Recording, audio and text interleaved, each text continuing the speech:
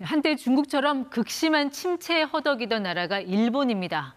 그런데 요즘 일본 경제 부활의 움직임이 심상치 않습니다. 주가, 물가, 또 기업 실적 전반에서 회복의 시그널이 포착되고 있습니다. 한국경제산업연구원 김광석 연구실장 나오셨습니다. 실장님 어서 오십시오. 네, 안녕하세요.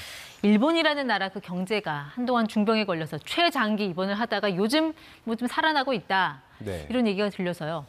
어떤 지표가 좀 눈에 띕니까? 이 정도면 좀 들여다볼 만한데 하는 일본 경제 지표 뭐가 있습니까? 일단 대표적인 경기를 반영해주는 지표는 실적 지표라고 볼 수 있겠고요.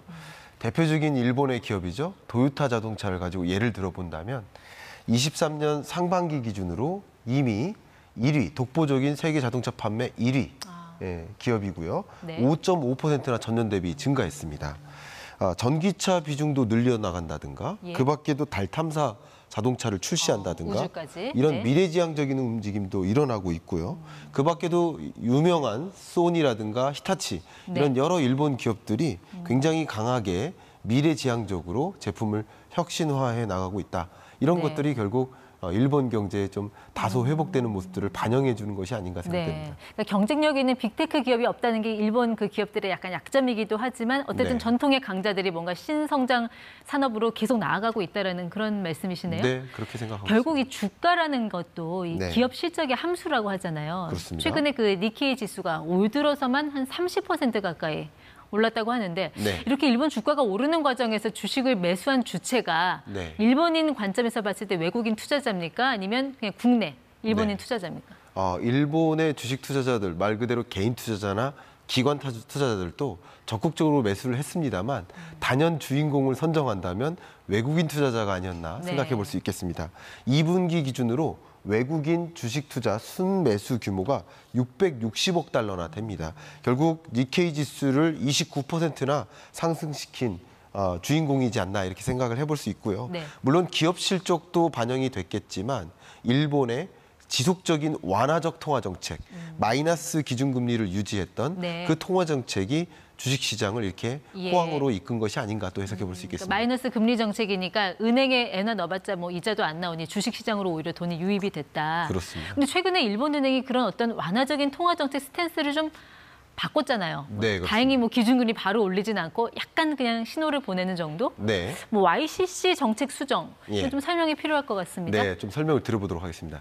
통상적인 중앙은행들은 기준금리를 결정합니다. 그러니까 우리나라도 마찬가지죠. 기준금리를 결정해서 단기금리를 안정화시키기 위해 조정하는 겁니다. 근데 일본의 경우 좀 특이합니다.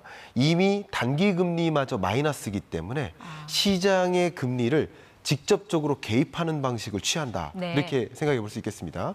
기준금리가 단기금리를 결정짓잖아요.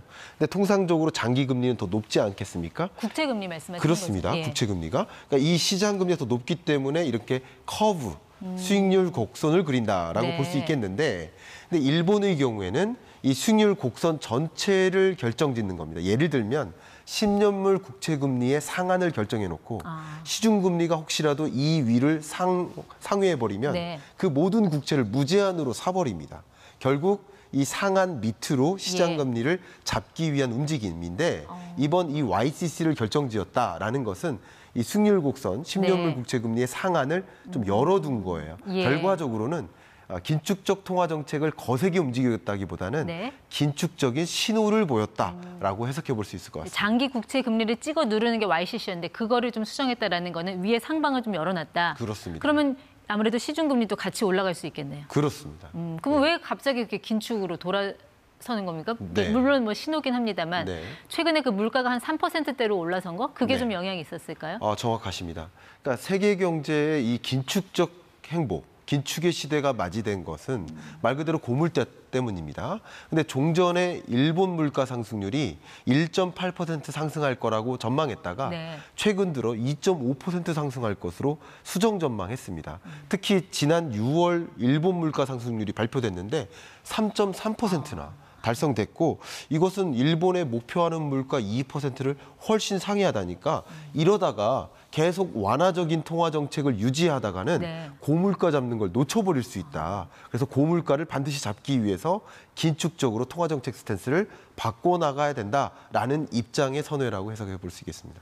일본 중앙은행이 사실상 제로 금리를 계속 유지하면서 나타냈던 게 그 엔화 가치의 하락, 네. 엔저 현상이었잖아요. 그렇습니다. 사실 일본으로 여행 가는 분들은 뭐 마냥 좋아했던 게 또 이 엔저 현상인데, 그럼 앞으로 긴축의 시그널이 나온다고 했을 때 네. 이런 엔저도 이제 끝나는 겁니까? 어떻게 네. 봐야 될까요, 전망을? 일단은 시장은 아직 긴축의 신호로 받아들이지는 않는 것 같습니다. 긴축의 신호만 있을 뿐 강한 긴축적 통화 정책 기조로 완전히 전환된다. 완화의 시대에서 완전히 벗어난다라고 해석하지는 않는 흐름이고요.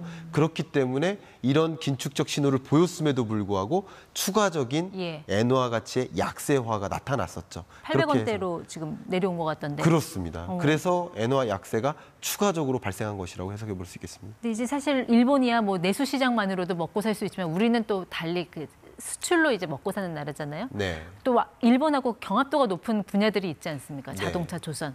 결국 이렇게 엔저가 계속된다면 네. 이 부분에 있어서의 피해도 이제 계속 이어진다. 이렇게 예상을 해야 되는 건가요? 네, 일본의 환율을 항상 들여다볼 때는 우리나라와 경쟁국이다, 수출 경합도가 높은 나라다라는 것을 항상 유념해야 될 것 같습니다. 그러니까 우리나라도 철강 수출하고 조선 수출하고 전자제품 수출하지만 일본의 수출 품목도 거의 유사합니다. 그럼 예를 들어서 이렇게 엔화 가치가 약세 기조라고 한다면 가뜩이나 철강 제품의 품질도 높은데 거기에 가격마저 싸지니까 우리의 상대적인 경쟁력이 실추될 수 있거든요.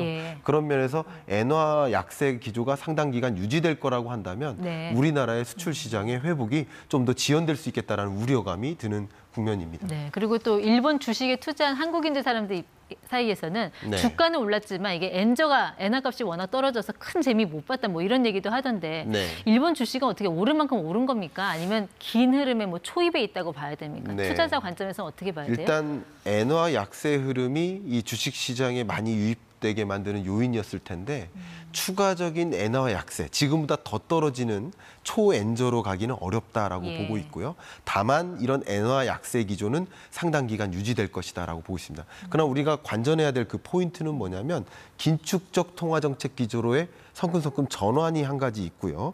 엔화 가치가 추가적으로 더 떨어지지 않겠다라는 생각을 해본다면 투자 관점에서 좀 더 유의하고 신중을 기해야 되지 않을까 이런 생각을 드립니다.